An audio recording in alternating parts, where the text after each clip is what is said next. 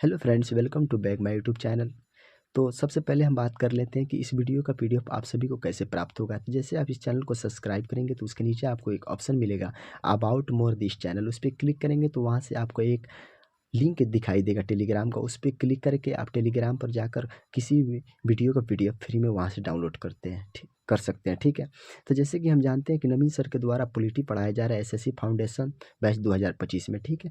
तो जो उनका हैंड रिटन नोट्स है उसको हम लोग पढ़ रहे हैं। ठीक है। तो जो आज का हमारा टॉपिक है नागरिकता या सिटीजनशिप है। ठीक है।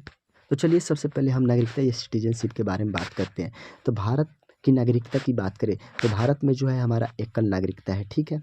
जो कि भारतीय संविधान भाग 2 में बताया गया है। अनुच्छेद या आर्टिकल 5 से 11 तक के बीच में नागरिकता की बात की गई है। ठीक है। अब यहाँ पे देखिएगा राज्य या भू क्षेत्र जो होता है वहाँ पे क्या होती है, तो जनसंख्या यानी कि लोगों का एक समूह होता है जिसको एक सरकार उस पर अपना क्या करती है, शासन चलाती है। सरकार कैसी होती है, संप्रभु होती है। यानी कहने का मतलब वो निर्णय लेने के लिए स्वतंत्र होती है, स्वतंत्र रूप से वो लोगों पर अपना शासन करती है। ठीक है। देखिए नेक्स्ट पॉइंट आता है नागरिक या सिटीजन। ठीक है।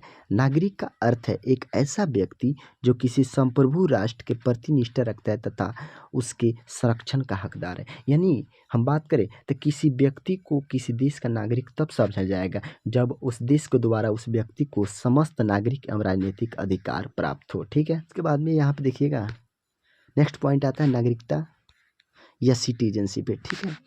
तो नागरिकता एक व्यक्ति और एक विशेष देश के बीच संबंध है। ठीक है।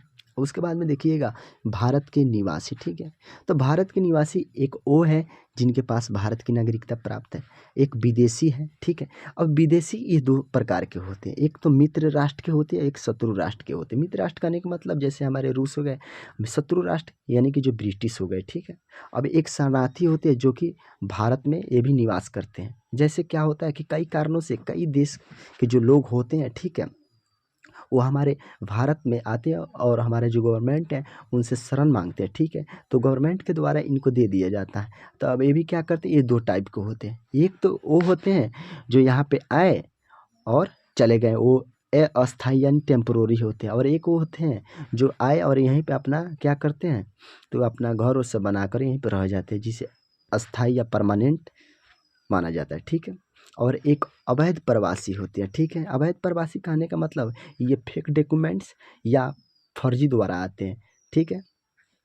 अब उसके बाद में यहाँ पे देखिएगा आर्टिकल 5 बताया गया है कि संविधान के प्रारंभ में नागरिकता ये 26 जनवरी 1950 के समय जो लोग होंगे उनको भारत की नागरिकता कैसे प्राप्त हुआ होगा।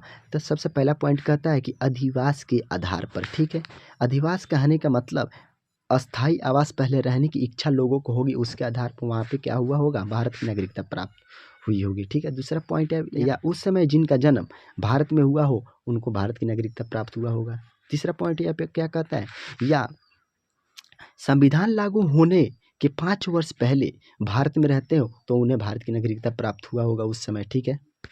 अब देखिए आर्टिकल 6 यहाँ पे क्या कहता है कि जो लोग पाकिस्तान से भारत आते हैं तो वे भारतीय नागरिक होंगे, ये बताया गया आर्टिकल 6 में। लेकिन शर्त क्या बताया इन्होंने, वह स्वयं या उसके माता पिता या दादा दादी अविभाजित भारत में जन्मे हो। ठीक है। यानी कि जब हमारा भारत का बंटवारा हो रहा था 15 अगस्त 1947 में, उस समय जो लोग पाकिस्तान से भारत गए, ठीक है, उस समय उनके दादा दादी या माता पिता में से किसी का जन्म भारत में हुआ हो तो फिर पाकिस्तान से भारत में आएंगे तो उनको भारत का नागरिकता प्राप्त हो जाएगा। ठीक है।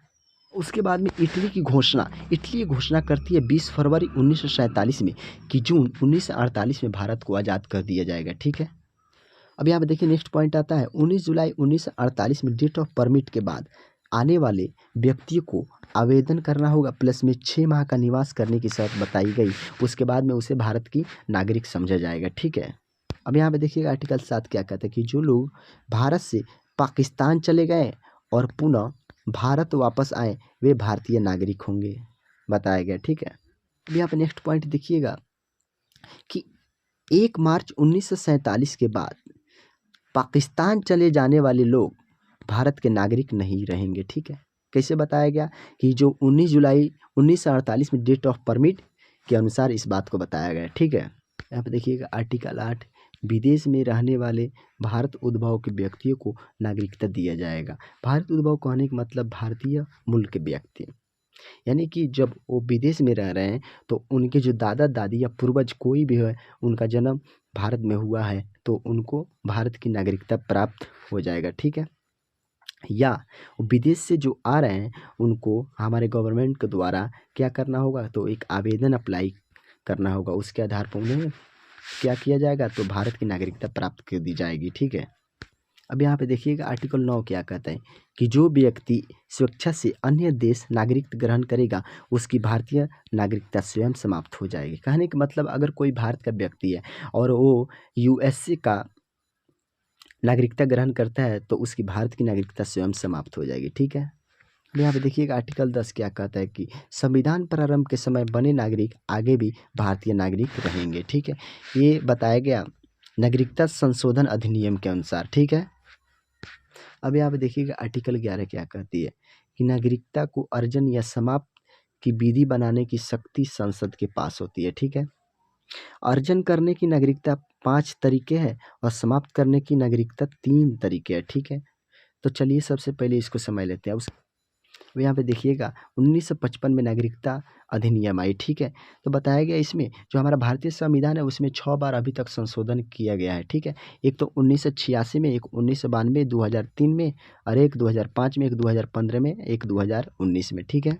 और उसके बाद में नागरिकता अधिनियम 1955 में नागरिकता अर्जन करने की 5 तरीके बताए गए। एक तो जन्म से, दूसरा वंशक्रम या रक्त संबंध से, तीसरा पंजीकरण द्वारा, चौथा देशीकरण द्वारा, पांचवा क्षेत्र अर्जन द्वारा, ठीक है। करने के 3 तरीके बताए गए जो कि संसद के द्वारा ये अधिकार प्राप्त होता है, ठीक है। एक तो त्याग कर या त्यजन के द्वारा, ठीक है। दूसरा का निरस्त या समाप्ति के द्वारा, तीसरा वंचित होना, इसके द्वारा भारत की जो नागरिकता है वो समाप्त हो जाएगी, ठीक है।